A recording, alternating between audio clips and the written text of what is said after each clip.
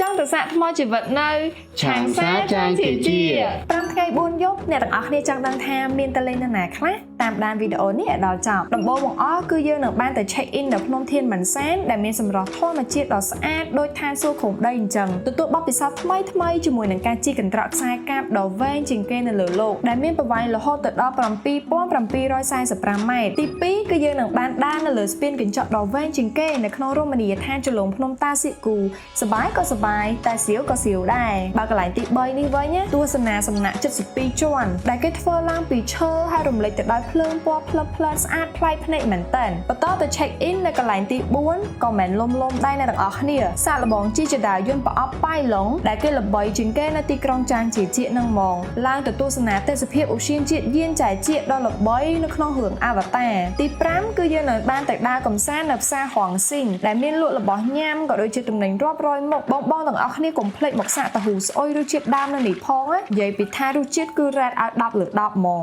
ហើយអ្វីដែលពិសេសហើយខ្ញុំគិតថាបងទាំងអស់គ្នាប្រកាសជាពេញចិត្តហ្មងធួនេះហើយយើងដើរលេងសុទ្ធអត់មានចុះហាងទំនិញទេបើបងទាំងអស់គ្នាចង់ដឹងពីតម្លៃក៏ដូចជាព័ត៌មានលម្អិតអាចតាក់ទងមកកាន់ Facebook Page Vigo Travel បានហើយឯកសារទៅលេងចិនវិញអត់ចាំបាច់ត្រូវការយើងមានលុយតម្កល់អីញ៉ៃៗទេត្រូវការយើងមានតែ passport ជាមួយនឹងរូបថតតែប៉ុណ្្នឹងគឺអាចទៅបានហើយ